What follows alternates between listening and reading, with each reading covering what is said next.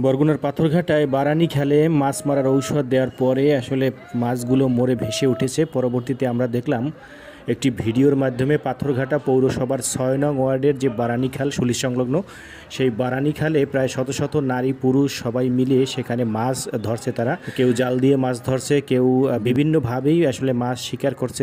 আমরা দেখলাম বিষয়টি নিয়ে বেশ একটি ভিডিওর মাধ্যমে। তো আসলে এই যে খালে মাছ মারার ঔষধ দিয়েছে, কে বা কারা দিয়েছে সে বিষয়ে আমরা এখন পর্যন্ত কোনো তথ্য জানতে পারিনি।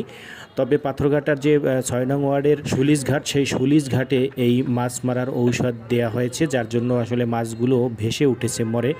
তো এর জন্য আমরা দেখলাম যে সেই এলাকার যারা সাধারণ মানুষ রয়েছে তারা কিন্তু সকলেই মাছ ধরার জন্য তারা অনেকে চলে এসেছে দূর দূরান্ত থেকে, খবর পেয়ে অনেকেই এসে মাছ ধরেছে সেই বারানি খালে। তো আমরা সেই চিত্রটাই আপনাদের সাথে একটু দেখানোর চেষ্টা করতেছি। আসলে এই ভিডিওটি করার মূল কারণ হচ্ছে যে আমরা প্রশাসনের দৃষ্টি আকর্ষণ করছি।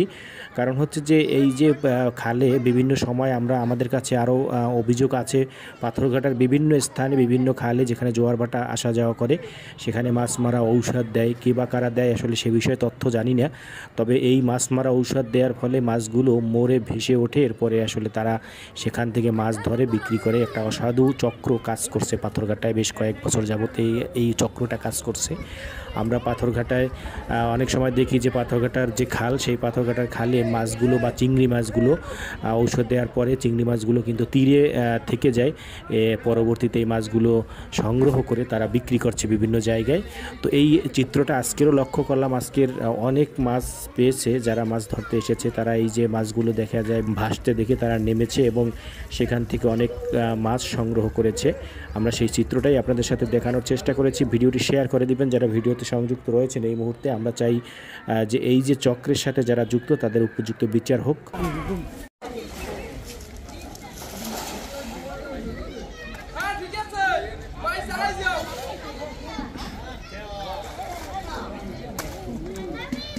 একটু বাড়ি পাইবে না পাথরঘাটা নিউজে।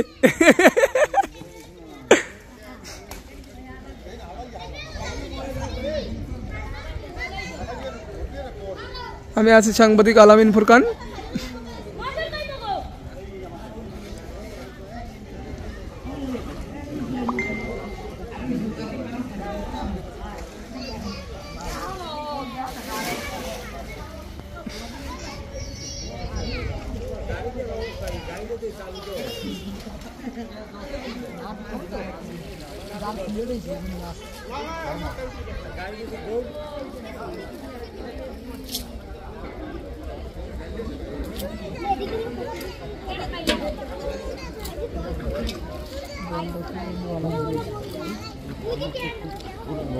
জালুটা বড় মারতে পারে না, এই সমস্ত লম্বা মানুষ লাগে। হ্যাঁ, লম্বা